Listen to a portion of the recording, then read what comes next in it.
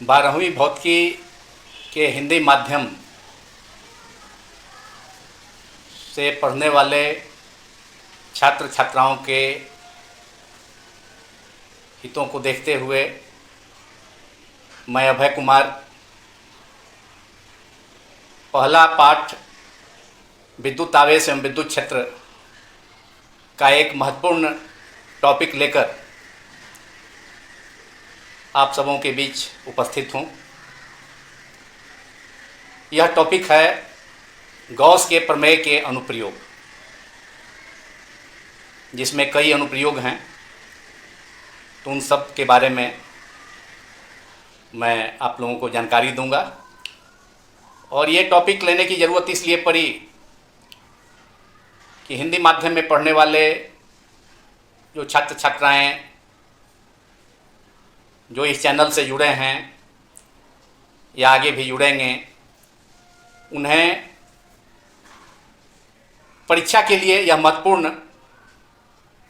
Topic तैयार करने में सुविधा हो।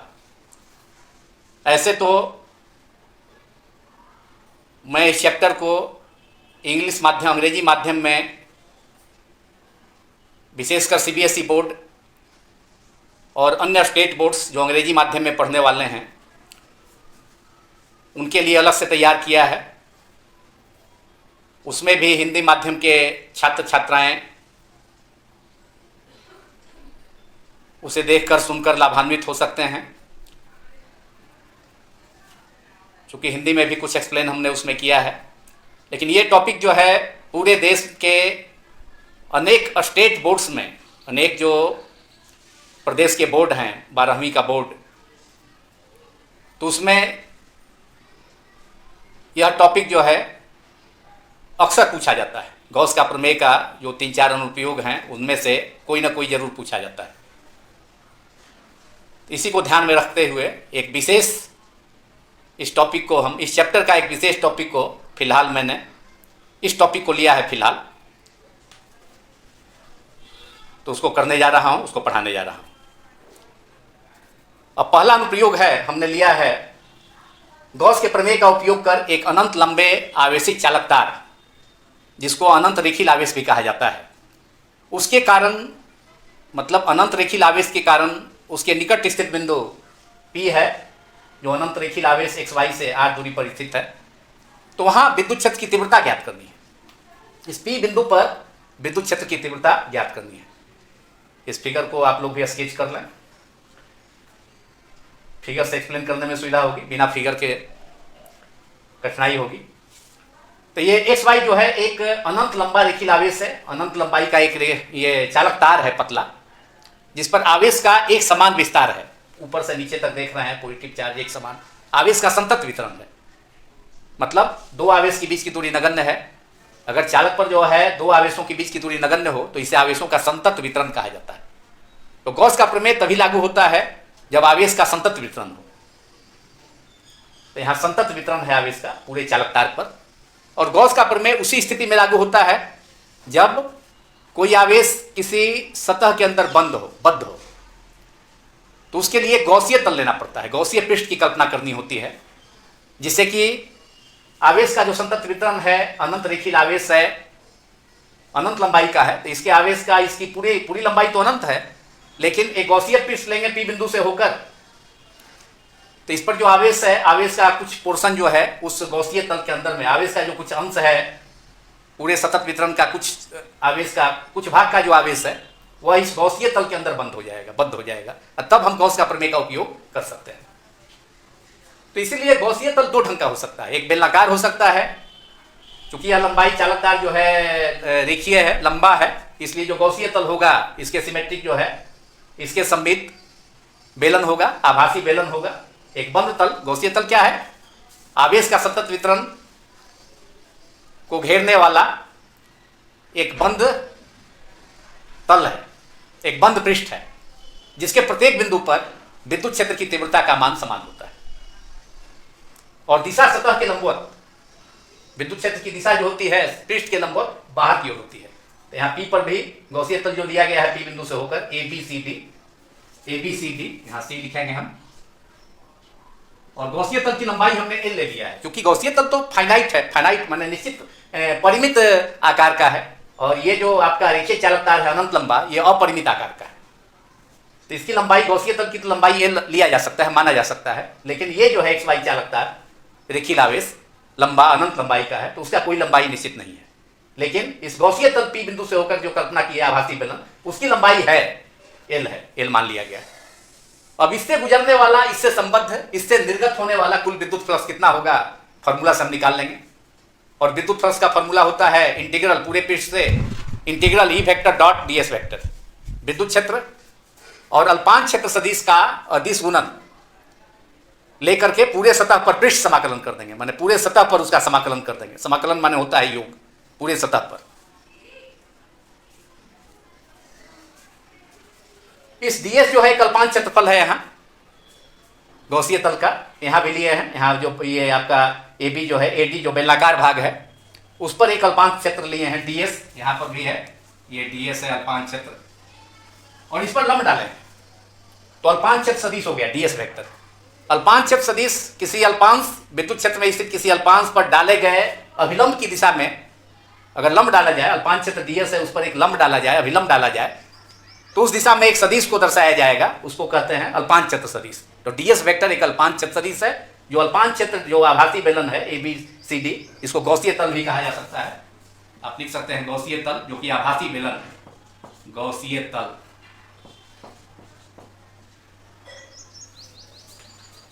पी बिंदु से होकर जो काल्पनिक तल हुआ, जो आवेश के संतत वितरण को बद्ध कर रहा है, इसके कुछ भाग को, अनंत रेखीय आवेश के कुछ भाग को, गौसीय तल हो गया, जिसकी लंबाई परिमित है, एल है। तो यहाँ पर डीएस वेक्टर हो गया, डीएस पर लंब डाले हैं तो उसको एक सदिश से दर्शाया जाएगा, उसको क्षेत्र सदिश कहा जाता है, क्षेत्र या क्षेत्रफल सदिश, डीएस वेक्टर। और विद्युत क्षेत्र की दिशा, जैसे हमने पहले बताया कि विद्युत क्षेत्र की दिशा जो होती है वह सतह के पृष्ठ के लंबवत होती है, गौसीय तल के पृष्ठ के लंबवत। गौसीय तल का पृष्ठ जो है इस ढंग से है, वर्टिकल डायरेक्शन में, तो इसका जो लंबवत दिशा होगी इधर हो जाएगी, क्षैतिज दिशा में तीव्रता हो जाएगी, क्योंकि इसका तल उदग्र है, बेलन को उदग्र दिखाया गया है, तो ये इससे लंबवत दिशा इधर हो जाएगी। तो विद्युत क्षेत्र की दिशा और क्षेत्र डीएस ऐसे है, तो डीएस पर लंब डालेंगे अल्पांश क्षेत्र पर, तो डीएस वेक्टर इधर हो जाएगा, माने ई वेक्टर की दिशा में ही अल्पांश क्षेत्र सदिश हो जाएगा डीएस वेक्टर। तो दोनों की दिशा समान है, तो यहाँ पर बेलन के किसी भी भाग, माने ये जो बेलनाकार थी, ये जो आपका सिलिंड्रिकल भाग है ए बी जो है, ए डी, बेलनाकार भाग के किसी भी बिंदु पर जो दूरी होगी यहाँ से ये अनंत रेखीय आवेश से गौसीय पृष्ठ की दूरी होगी, समान होगी। इसलिए सममिति से, सममिति का मतलब सिमेट्रिक्स, समान दूरी होना, जैसे गोला है तो गोला के केंद्र से उसके सतह की दूरी समान होती है, बेलन के अक्ष से भी बेलन का जो आपका सतह है बाहरी पृष्ठ, उसकी दूरी समान कहीं भी होगी, तो तीव्रता का मान हर बिंदु पर समान होगा। सममित से विद्युत क्षेत्र की तीव्रता का मान आभासी बेलन या गौसीय तल के प्रत्येक बिंदु पर समान होगा। और तीव्रता की दिशा जो है सतह के लंबवत, पृष्ठ के लंबवत बाहर की ओर निर्दिष्ट है, ई वेक्टर विद्युत क्षेत्र की तीव्रता है। और डीएस वेक्टर जो डीएस पर अभिलंब डाला गया है, डीएस वेक्टर दोनों एक ही दिशा में है, तो उसके बीच का कोण थीटा बराबर 0। ई वेक्टर विद्युत क्षेत्र की दिशा है और थीटा 0 हो गया। अब दोनों जो है, अब विचार करते हैं गौसीय तल के ऊपरी भाग, जो आपका समतल भाग है या वृत्ताकार जो भाग है ए बी, और निचला भाग सी डी। अब यहाँ पर अगर एक अल्पांश क्षेत्र लेते हैं डीएस आभासी बेलन का, गौसीय तल का, तो अब यहाँ पर डीएस है, तो इस पर जब लंब डालेंगे तो इसकी दिशा ऊपर की ओर हो जाएगी। लंब जो होगा इस पर डीएस पर, इस वृत्ताकार जो आपका समतल भाग या वृत्ताकार भाग है बेलन का, आभासी बेलन का, गौसीय तल का, तो डीएस वेक्टर की दिशा जो है उधर ऊपर की ओर हो जाएगी। और ई वेक्टर की दिशा तो हमेशा जो है, जो आवेशित चालक तार है, कोई भी चालक तार है, तो उसके माने आवेशित वस्तु या आवेशित चालक के पृष्ठ के लंबवत बाहर की ओर होती है। तो यहाँ पर ई वेक्टर और डीएस वेक्टर की दिशा, विद्युत क्षेत्र की दिशा इधर हो गया क्षैतिज दिशा में, और डीएस वेक्टर की दिशा उधर दिशा में, दोनों के बीच का कोण 90 हो गया। अब फिर यहाँ पर निचले भाग में देखेंगे, समतल भाग जो दूसरा है सी डी आभासी बेलन का, गौसीय तल का, वहाँ भी वही स्थिति, ई वेक्टर की दिशा तो इधर होगी सतह के लंबवत बाहर की ओर, और डीएस वेक्टर फिर यहाँ जो है नीचे की ओर हो जाएगा। तब फिर ई वेक्टर और डीएस वेक्टर के बीच का कोण 90 हो गया। तो जो विद्युत फ्लक्स होगा, फॉर्मूला होता है ई वेक्टर डॉट डीएस वेक्टर। विद्युत फ्लक्स जो होता है, फॉर्मूला होता है आपका फाई, विद्युत फ्लक्स का संकेत होता है √ई integral E vector dot ds vector. पूरे पृष्ठ पर अगर देखें तो अल्पांश क्षेत्र से लेते हैं तो d phi equal to E vector ds vector, केवल अल्पांश क्षेत्र से। तो ये पूरे गौसीय तल से ले रहे हैं तो इंटीग्रेट करना होगा, सरफेस इंटीग्रल पूरे सरफेस पर E vector dot ds vector equal to E ds E d s cos theta, जहां थीटा एंगल है विद्युत क्षेत्र और अल्पांश क्षेत्र सदिश के बीच। तो इस फॉर्मूले का यूज करके हम, ये विद्युत फ्लक्स का सूत्र है, इसका उपयोग करके हम पूरे गौसीय तल से हम निकाल लेंगे कितना जो है गौसीय तल के ए बी भाग से, फिर जो है आपका जो इसे फ्लैट जो आपका समतल भाग है ए बी या वृत्ताकार भाग है ए बी और सी डी से कितना फ्लक्स होगा वो निकालेंगे। हालांकि फ्लक्स जीरो हो जाएगा, ई डी एस इंटू कॉस 90। तो ए बी जो ऊपरी जो आपका समतल भाग है गौसीय तल का, उससे फ्लक्स का कोई कंट्रीब्यूशन, कोई जो है योगदान नहीं होगा, वो जीरो हो जाएगा। और फिर निचले जो आपका निचला जो सतह है समतल सतह आभासी बेलन का या गौसीय तल का, उससे भी फिर वही बात ई डी एस कॉस 90, तो यहाँ भी फ्लक्स जीरो हो जाएगा। केवल फ्लक्स जो है का फ्लक्स जो निर्गत होगा वह केवल जो है आपका ये बेलनाकार भाग से होगा, एडी से, एडी से जो है बेलनाकार भाग से ही फ्लक्स जो है पास करेगा, निर्गत होगा या फ्लक्स संबद्ध होगा, और वह होगा ई d S into cos zero. तो केवल यहाँ से माने इसी भाग से जो है फ्लक्स जो है निर्गत होगा, और ऊपरी भाग इसका जो समतल भाग है और निचला समतल भाग गौसीय तल का, उससे जो है ये गौसीय, उससे जो है आपका विद्युत फ्लक्स जो होगा वह शून्य होगा। तो इस फॉर्मूला का यूज करते हुए कुल फ्लक्स हम निकाल लेते हैं। तब उसको हम देखते हैं, लिखेंगे हम, माना कि एक्स वाई एक अनंत रेखीय आवेश या अनंत लंबाई का एक पतला चालक तार है, एक ही बात है, एक अनंत रेखीय आवेश है जिसके आवेश का रेखीय घनत्व, रेखीय घनत्व का मतलब इसके प्रति इकाई लंबाई पर कितना आवेश होगा। कुल लंबाई तो इसकी अनंत है रेखीय चालक का, तो उसके एक छोटे भाग का, उसके एक छोटे इकाई लंबाई 1 सेंटीमीटर लंबाई, इकाई लंबाई पर कितना आवेश होगा वह अगर मालूम हो जाए तो गौसीय तल पर से संबद्ध कितना आवेश होगा, गौसीय तल के अंदर कितना आवेश बद्ध होगा, गौसीय तल के अंदर जो है इस जो चालक तार का कुछ आवेश जो है बद्ध हुआ है इतना पार्ट में, तो कितना आवेश का मान होगा ये हम निकाल सकते हैं। अगर इकाई प्रति इकाई लंबाई से कितना आवेश है अगर मैं पूरे अनंत लंबाई के रेखीय चालक पर, तो इकाई रहती जो गौसीय तल होगा उससे कितना, ये लंबाई का जो गौसीय तल है उससे जो आवेश होगा उसके अंदर जो आवेश बद्ध होगा वह हो जाएगा लेमडा इंटू एल। अगर प्रति इकाई लंबाई पर जो आवेश है आवेशित चालक तार का लेमडा है, तो एल लंबाई पर जो आवेश होगा एल इंटू लेमडा, जो कि इसके अंदर बद्ध आवेश होगा इस गौसीय तल ए बी सी डी के अंदर। तो उसमें हम गॉस का प्रमेय फिर लागू कर सकेंगे। तो जिसके आवेश का रेखीय घनत्व, आवेश का रेखीय घनत्व लेमडा, इसको पढ़ेंगे लेमडा,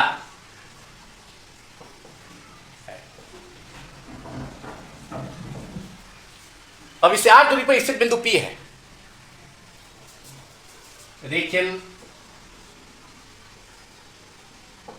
आवेश एक्स वाई से r दूरी पर स्थित बिंदु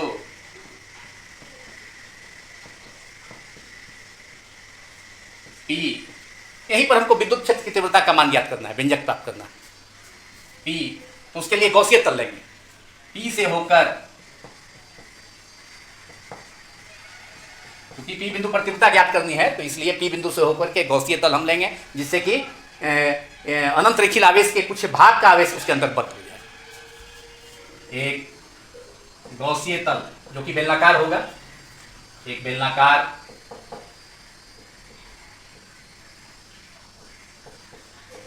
गौसीय तल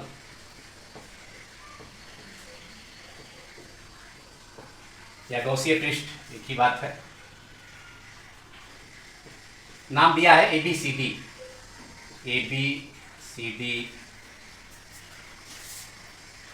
पर विचार किया जाता है।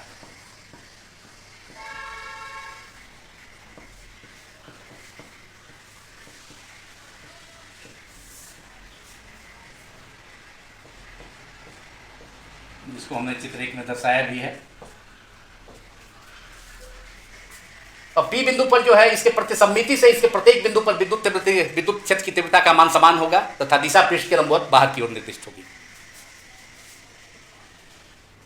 गौसीय पृष्ठ के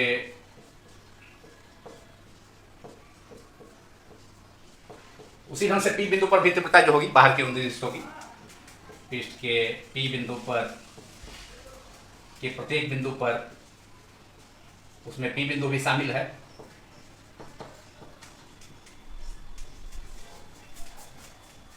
विद्युत तीव्रता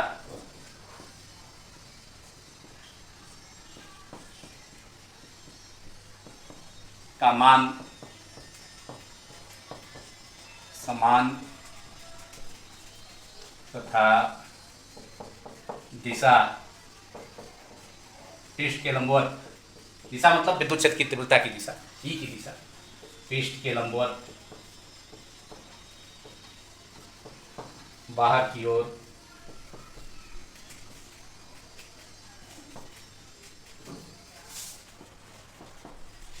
निर्दिष्ट है। निर्दिष्ट का मतलब दर्शाया गया है। चलिए अब गॉस का प्रमेय सूत्र ये जो हमने लिखा है विद्युत फ्लक्स का सूत्र, पूरे आभासी जो बेलन है गॉसीय तल से निर्गत होने वाला कुल विद्युत फ्लक्स, उसके बाद गॉस का प्रमेय लगा देंगे, दोनों को बराबर कर देंगे, दोनों फॉर्मूला को, दोनों सूत्र को बराबर कर देंगे, गॉस के प्रमेय वाला और ये वाला आपका आ जाएगा व्यंजक। देखिए सूत्र से, सूत्र मतलब विद्युत फ्लक्स का सूत्र से गॉसीय तल या गॉसीय पृष्ठ ABCD से निर्गत या उससे संबद्ध, संबद्ध माने उससे जो लिंक है, जुड़ा है, संबद्ध या निर्गत बाहर निकलने वाला कुल विद्युत फ्लक्स, कुल विद्युत फ्लक्स, फ्लक्स माने प्रवाह होता है, विद्युत फ्लक्स विद्युत क्षेत्र रेखाओं का प्रवाह, विद्युत क्षेत्र में स्थित किसी तल के लंबवत गुजरने वाले विद्युत क्षेत्र रेखाओं की संख्या को, विद्युत क्षेत्र रेखाओं के प्रवाह को विद्युत फ्लक्स कहा जाता है। फ्लक्स का मतलब प्रवाह होता है, बहाव होता है, विद्युत क्षेत्र रेखाओं का बहाव। कुल विद्युत flux phi E equals to phi, अब हम ऊपरी सतह से ले लेते हैं फाई ए बी, जो समतल ऊपरी जो है गॉसीय तल का जो ऊपरी बेलनाकार ऊपरी समतल भाग है, जो वृत्ताकार भाग है, उससे flux phi A B plus, अब बीच में समतल जो आपका ये समतल भाग से तो हो गया ऊपरी समतल भाग, फिर नीचे समतल भाग सीधी से हम लेंगे कितना फ्लक्स निर्गत होगा, और ये जो आपका बेलनाकार भाग है ए डी, उससे अब कंसीडर करते हैं phi A D plus phi, अब निचला समतल भाग वृत्ताकार भाग से गॉसीय तल का जो फ्लक्स निर्गत होगा फाई सी डी। अब फॉर्मूला ये पुट लगा देते हैं, अप्लाई कर देते हैं, E dot D S integral, अब ए बी के लिए ई और डी एस, ई वेक्टर विद्युत क्षेत्र की दिशा तीव्रता और डी एस वेक्टर के बीच का कोण 90 डिग्री है, ई 90 डिग्री, ई डी एस कॉस 90 प्लस ई डी एस, लेकिन यहाँ पर जो बेलनाकार भाग है गॉसीय तल का, गॉसीय पृष्ठ का ए डी, इस यहाँ पर जो है पी बिंदु पर, चाहे कहीं भी इस वाले कोई भी बिंदु लेंगे तो वहाँ पर विद्युत तीव्रता और अल्पांश क्षेत्र सदिश दोनों के बीच का कोण 0 डिग्री है, शून्य है, cos 0 डिग्री प्लस इंटीग्रल ई डी एस, फिर निचले भाग में देखें, निचला समतल भाग गॉसीय पृष्ठ का, जहाँ पर ई वेक्टर और डी एस वेक्टर के बीच का जो कोण है वह 90 डिग्री, ई डी एस कॉस 90, ई d s cos 90 zero, first term zero होगा, और यहाँ पर, और ई जो है विद्युत क्षेत्र की तीव्रता है, हर जगह इसका मान समान होगा, चूंकि चालक तार जो कि बेलन, चालक तार जो होगा वो बेलन का अक्ष, जो आप गॉसीय तल बनाए हैं तो बेलन का अक्ष के जैसा काम करेगा, तो अक्ष से जो है इसके सतह की दूरी हर जगह समान होगी, इससे तीव्रता भी समान होगा। तीव्रता ई को बाहर कर लीजिए, ई डी एस खाली केवल अंदर रहेगा, डी एस पर, डी एस एक अल्पांश क्षेत्र है, सब पर जोड़ देंगे तो कुल अल्पांश क्षेत्रफल का, सभी अल्पांश क्षेत्रफल का योग जो होगा पूरे गॉसीय तल का क्षेत्रफल हो जाएगा, और ये cos 90 फिर 0 हो जाएगा, निचले भाग से जो समतल भाग है उससे भी फ्लक्स फिर 0, तो E into D S vector integral D S पूरे बेलन का क्षेत्रफल 2 पाई आर सर्कमफेरेंस पृष्ठ की परिधि, लंबाई जो है एल है, 2 pi r into L, 2 pi r L हो गया, ये पूरे आभासी बेलन या गॉसीय तल का क्षेत्रफल। ये आपका आ गया टोटल फ्लक्स आभासी बेलन से गुजरने वाला, इक्वेशन नंबर 1 मान लीजिए, जहाँ लिखा जाए इंटीग्रल सरफेस इंटीग्रल ई, सॉरी इंटीग्रल डी एस जितने भी गौसीय तल के अंदर अल्पांश क्षेत्र है, एक अल्पांश क्षेत्र दिखाया है, ऐसा ऐसा अल्पांश क्षेत्र बहुत सारा हो सकता है। सभी अल्पांश क्षेत्रफल का योग जो है पूरे गौसीय तल का, पूरे आभासी बेलन का क्षेत्रफल होगा, सतह का क्षेत्रफल, जो कि 2 पाई RL होता है। पूरे गौसीय पृष्ठ आभासी बेलन का क्षेत्रफल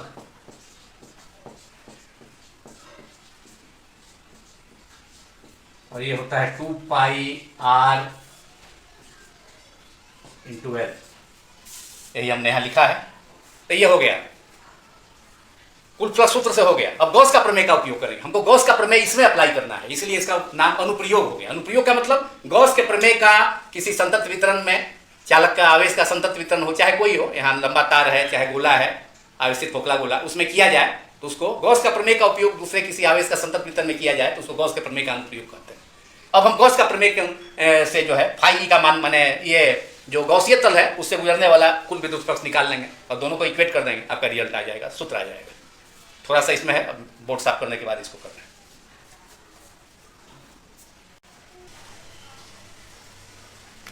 अब गॉस का प्रमेय से हम गॉस का प्रमेय का उपयोग करके इस गौसीय तल के अंदर जो बद्ध आवेश है उसको निकाल लेंगे। विद्युत फ्लक्स का सूत्र से तो हमने निकाल लिया। देखिए अब गॉस का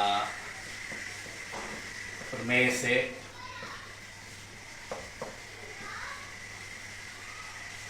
पूरे गौसीय तल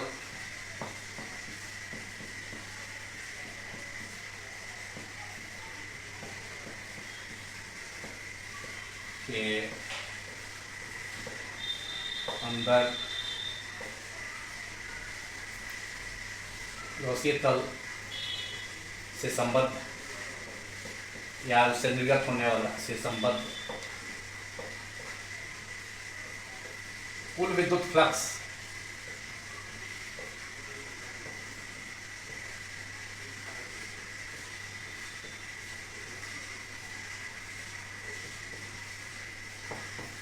phi E is equal to 1 by epsilon naught into Q is equal to Q upon, और Q हो जाएगा आपका कितना आवेश, Q जो है आवेशबद्ध है इस गौसीय तल के अंदर। तो हमने माना है कि रेखीय आवेश का ये जो आपका रेखीय आवेश है उसका आवेश का रेखीय घनत्व तो लैम्डा है, उसके प्रति इकाई लंबाई पर, इसके प्रति इकाई लंबाई पर जो आवेश है लैम्डा है।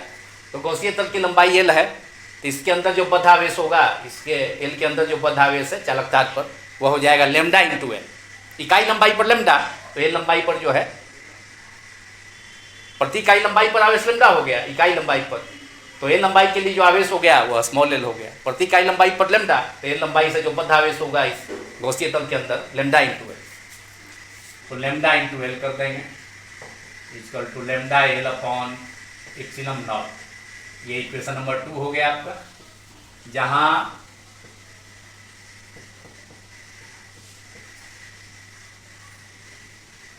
Lambda L equal to Q,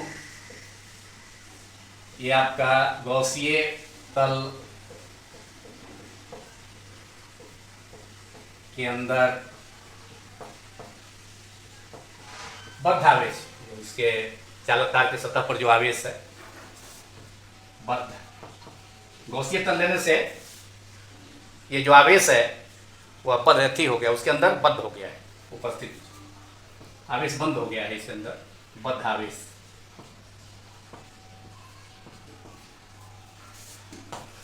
Q equal to lambda L हो गया।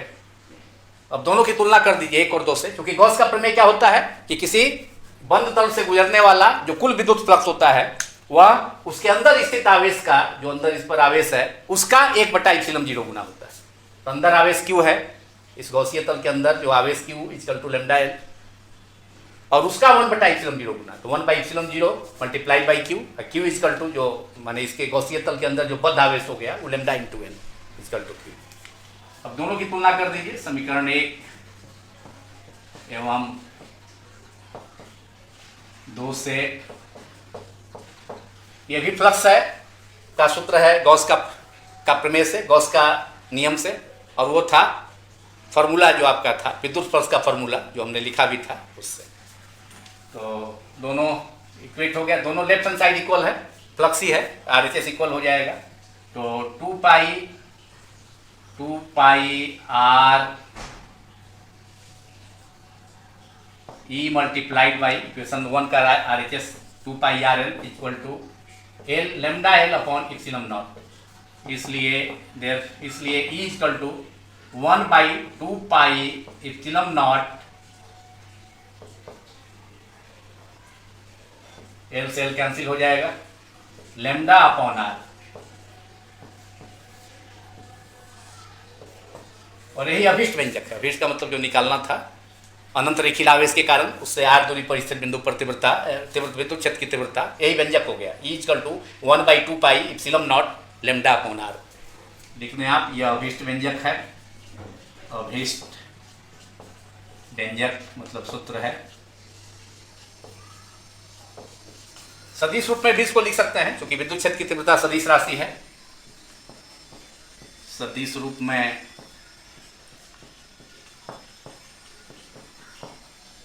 E vector equals to 1 by 2 pi epsilon naught lambda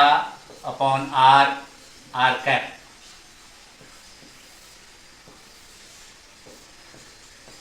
यहाँ R कैप जो है इकाई सदिश है R की दिशा में। R OP equal to R जो डिस्टेंस है, ये जो डिस्टेंस है O से P की तरफ जो सदिश है या विस्थापन सदिश है, जो दूरी है उसकी दिशा में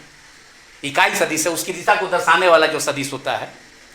वो इकाई सदिश होता है। तो R cap OP equal to R की दिशा में, इस दिशा में बाहर की ओर इकाई सदिश है, जहाँ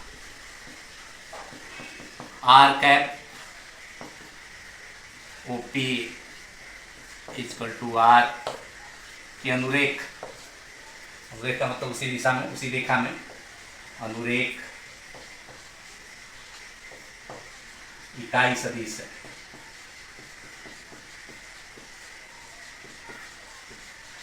यही व्यंजक हो गया। गॉस के प्रमेय का उपयोग कर अनंत रेखीय आवेश, अनंत लंबाई के रेखीय आवेशित रेखीय चालक तार के निकट किसी बिंदु r दूरी पर स्थित बिंदु P पर विद्युत क्षेत्र की तीव्रता का व्यंजक हो गया। ऐसे ये इंफॉर्मेशन मिल रहा है कि E जो है डिपेंड कर रहा है लैम्डा पर, ये 2 पाई एप्सिलॉन 0 तो कांस्टेंट राशि है, नियत राशि है, तो लैम्डा पर और R पर, और लैम्डा E जो होगा R पर निर्भर करेगा, इन्वर्सली निर्भर करेगा, मतलब दूरी बढ़ने के साथ E का वैल्यू घटेगा। इसको हम ग्राफ से भी दिखा सकते हैं, लेकिन यहाँ इंफॉर्मेशन जो मिल रहा है समीकरण 3 से स्पष्ट है। समीकरण 3 से स्पष्ट है कि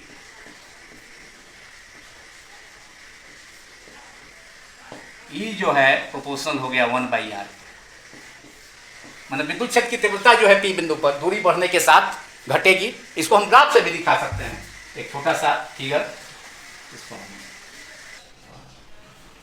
अब विद्युत क्षेत्र की तीव्रता इस व्यंजक से जो है, विद्युत क्षेत्र की तीव्रता E का R के साथ इन्वर्सली रिलेशन है, व्युत्क्रमानुपाती है, माने R बढ़ने के साथ दूरी बढ़ेगा, आवेशित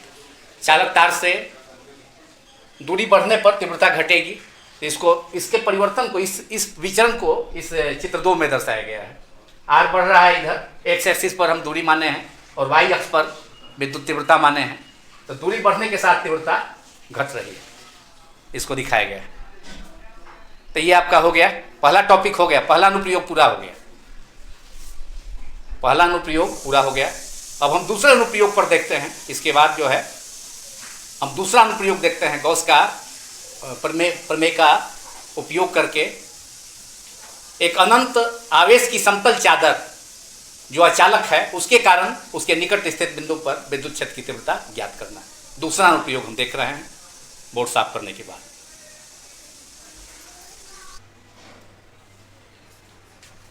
अब हम लोग गॉस के प्रमेय का दूसरा अनुप्रयोग देखेंगे, उसको स्टडी करेंगे। अनुप्रयोग 2 है, गॉस के प्रमेय का उपयोग करते हुए अनंत विस्तार के आवेश की समतल चादर,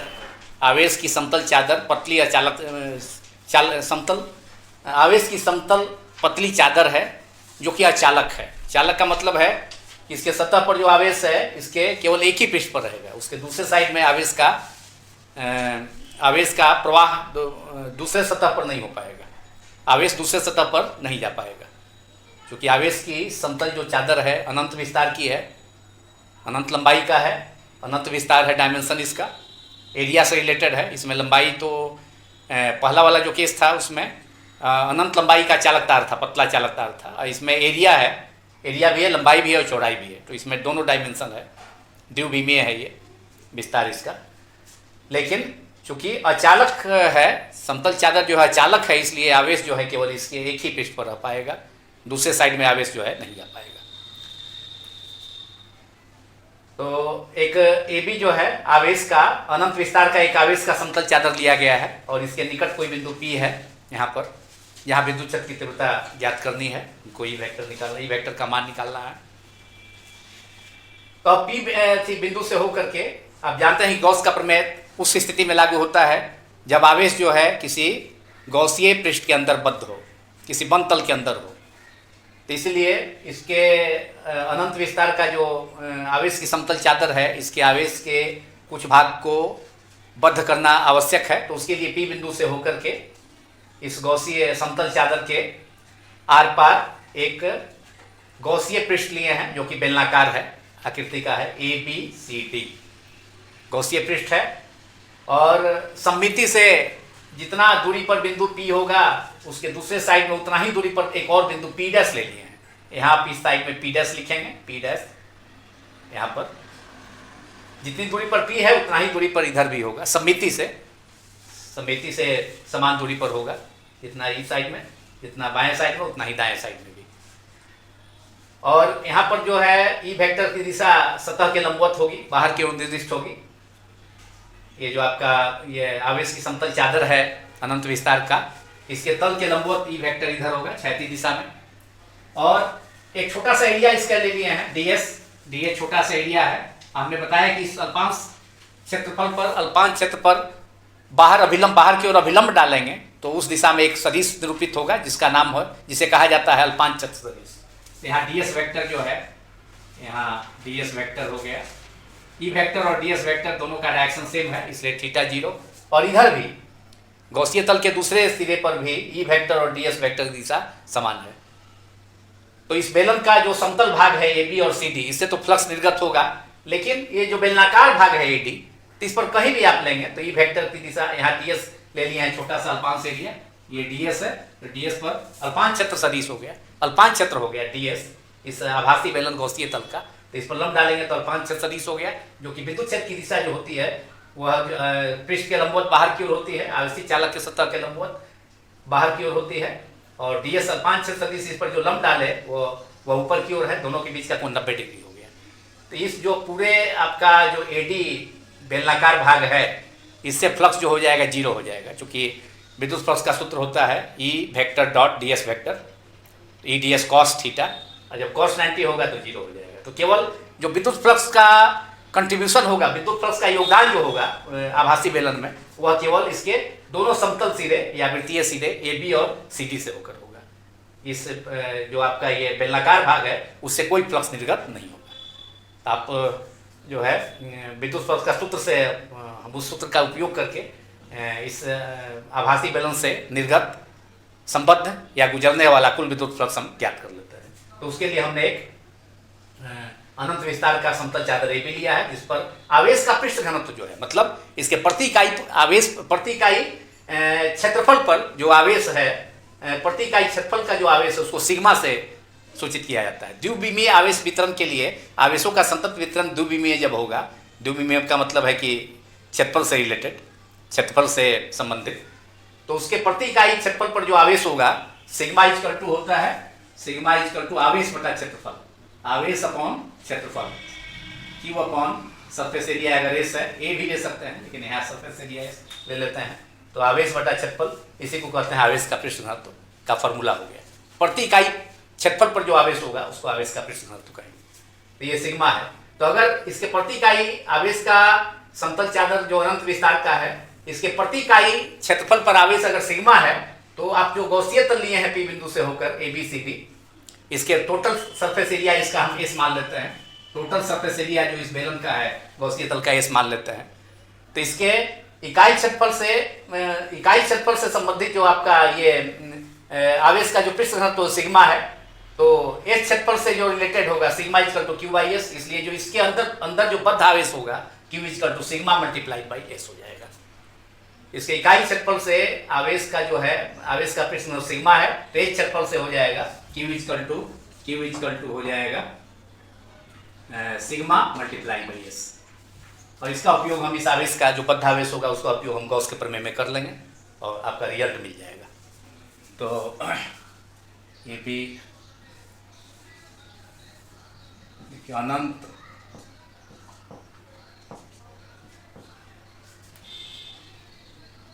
विस्तार के आवेश की समतल चादर AB, और इस पर आवेश का पृष्ठ घनत्व जो है सिग्मा है। आवेश का पृष्ठ घनत्व सिग्मा के निकट कोई P बिंदु है के निकट स्थित P बिंदु से होकर H क्षेत्रफल, कैपिटल H क्षेत्रफल का एक गौसीय तल, गौसीय पृष्ठ जो कि आभासी बेलन का एक गौसीय पृष्ठ या गौसीय तल जो कि आभासी बेलन है,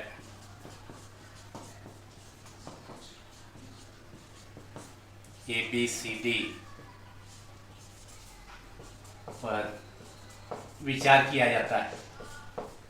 अब फ्लक्स आप निकाल लें, फॉर्मूला लगाकर किया जाता है। सूत्र से आभासी बेलन या गौसीय तल, आभासी बेलन ABCD से संबद्ध या उससे निर्गत होने वाला, बाहर निकलने वाला, ABCD से संबद्ध कुल विद्युत फ्लक्स से संबद्ध कुल विद्युत फ्लक्स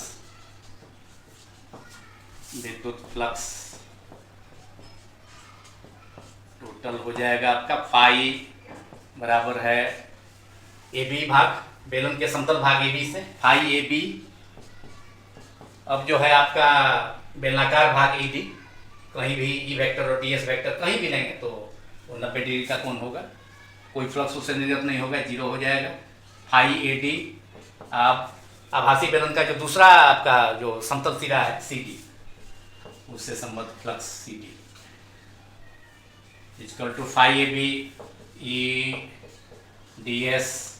दोनों सिरों पर E वेक्टर और DS वेक्टर की दिशा समान है तो थीटा एंगल जो है दोनों के बीच का जीरो हो जाएगा, विद्युत क्षेत्र और 5 सदिश के बीच में cos 0 degree plus E DS, और यहाँ पर कहीं भी AD भाग पर E वेक्टर और DS वेक्टर विद्युत क्षेत्र और 5 सदिश एक दूसरे के लंबवत है, कहीं भी किसी भी बिंदु पर लेंगे पूरे A से D पर कहीं भी तो 90 होगा, cos 90 plus integral E DS cos, फिर यहाँ पर CD भाग से जो विद्युत फ्लक्स होगा E DS, E वेक्टर और DS वेक्टर की दिशा समान होगी। यहाँ P डैश बिंदु है उतनी ही दूरी पर जितना कि इस साइड में, P बिंदु जितनी दूरी पर है उतना ही दूरी पर ही है सममिति से, cos 0। यह हो गया आपका E कांस्टेंट है, प्रत्येक दूरी समान है जितना इधर है, P बिंदु की दूरी जितनी है उतनी ही इधर P डैश की भी है, इसलिए E जो होगा विद्युत क्षेत्र नियत होगा कहीं भी। E integral DS cos 0 1, second term cos 90 0, और E कांस्टेंट है, फिर E को हम जो है समाकलन संकेत से बाहर निकाल लिए और integral DS equals to E total एक अल्पांश अल्पांश सदिश जो है पूरे बेलन का एक छोटा सा क्षेत्रफल जो है ds है, तो टोटल क्षेत्रफल सरफेस एरिया हम s मान लिए हैं, यहाँ दिखाया भी है e into s plus E multiplied by s equals to e into 2s 2 into s 2 e into s. इसको मान लीजिए इक्वेशन 1 दूसरे अनुप्रयोग का। अब जो है फाई हो गया टोटल फ्लक्स, विद्युत फ्लक्स, ई फॉर विद्युत इलेक्ट्रिक, फाई फ्लक्स का संकेत है, इलेक्ट्रिक का मतलब विद्युत, फाई हो गया संकेत ही है। अब पूरे गॉस का प्रमेय से कि अब गॉस का प्रमेय से कुल जो फ्लक्स हो जाएगा फाई ई, पूरे आभासी बेलन से गुजरने वाला जो फ्लक्स यही phi equal to Q upon उसके अंदर स्थित गॉसीय तल के अंदर स्थित जो आवेश होगा उसका 1/ε0 गुना होगा, और क्यू जो हो जाएगा प्रति इकाई ये जो आपका गॉसीय तल एबीसीडी है उसके अंदर जो बद्ध आवेश होगा वह होगा सिग्मा में इसके सरफेस एरिया से मल्टीप्लाई करेंगे, फॉर्मूला भी हम लिखे थे, तो क्यू इजकल टू हो जाएगा sigma into S upon epsilon naught. ये आपका इक्वेशन 2 हो गया, जहाँ आप लिख दें sigma into S equal to गॉसीय तल जो कि बेलनाकार है, आभासी बेलन है, गॉसीय तल एबीसीडी के अंदर बद्ध आवेश, जो उसके अंदर आवेश उपस्थित है, बद्ध हो गया है, लिंक हो गया है, बद्ध आवेश। चलिए दोनों की तुलना कर लीजिए 1 और 2 से। 1 ये है आपका फ्लक्स फाई, सूत्र से जो विद्युत फ्लक्स निकला आभासी बेलन से निर्गत होने वाला, और गॉस का प्रमेय का उपयोग करना था, इसीलिए इसको गॉस का नाम गॉस का प्रमेय का अनुप्रयोग है। तो गॉस का प्रमेय का उपयोग इसमें हम किए हैं, आवेश का संतत वितरण जो है इसमें। समीकरण 1 एवं 2 से LHS दोनों का विद्युत फ्लक्स ही है, सेम है, तो RHS सेम हो जाएगा। तो RHS इसमें 2E into s, 2E into s equals to, और यहाँ sigma s upon epsilon naught, sigma s upon epsilon naught, s से एस कैंसिल हो गया, इसलिए देयरफॉर E इक्वल टू हो गया sigma upon epsilon naught, sigma upon 2 epsilon naught, 2 नीचे आ जाएगा,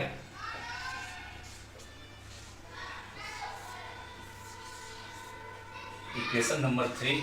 और यही अभीष्ट व्यंजक है, यही जो है अभीष्ट व्यंजक का मतलब अनंत विस्तार के आवेश की समतल चादर के निकट स्थित बिंदु पर विद्युत क्षेत्र की तीव्रता का व्यंजक है। यह लिख लीजिए, यह अभीष्ट व्यंजक है। अब इसको वेक्टर फॉर्म में भी हम लिख सकते हैं, अभीष्ट व्यंजक है। अब इसको हम सदिश रूप में भी लिख सकते हैं, उसको लिखते हैं बोर्ड मिटाने के बाद, थोड़ा सा एक स्टेप और लिखना है।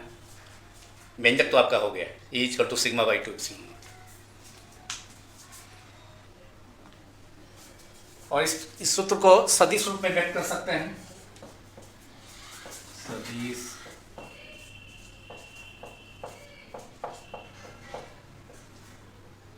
ये vector sigma upon 2 epsilon naught n cap,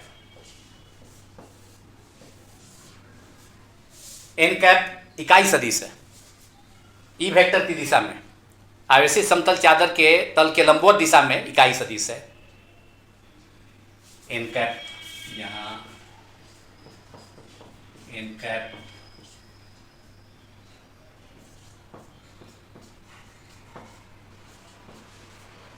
आवेश की समतल चादर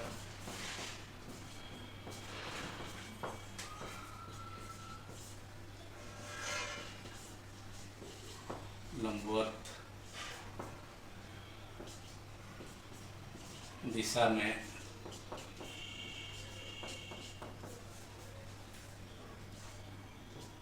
बाहर की ओर इधर ही निरूपित है,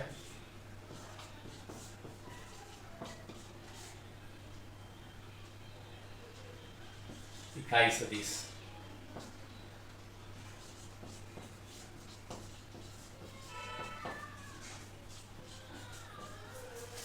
तो यही हो गया अनंत विस्तार के आवेश की समतल चादर जो कि अचालक है, उसके कारण। अगर ये चालक रहता तब आवेश दोनों सतह पर फैल जाता, तो उसके लिए विशेष स्थिति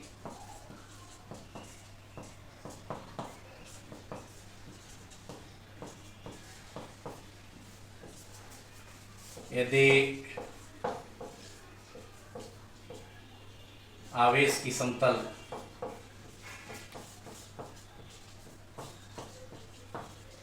चादर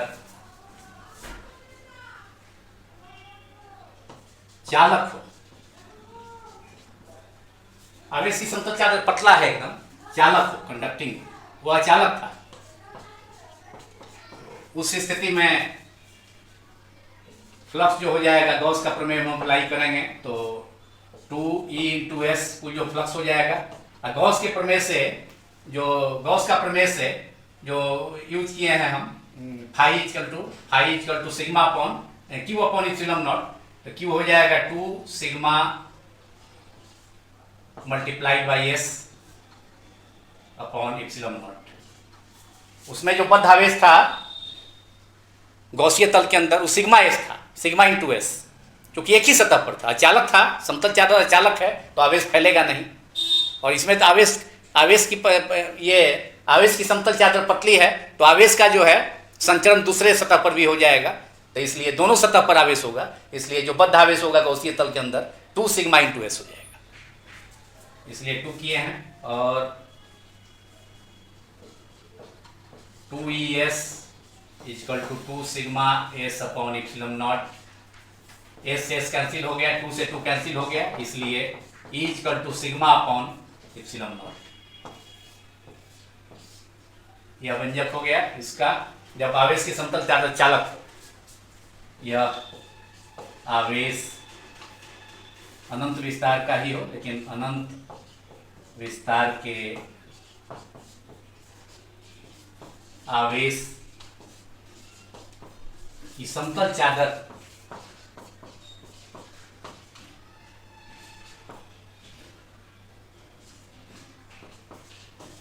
के निकट विद्युत तीव्रता का व्यंजक।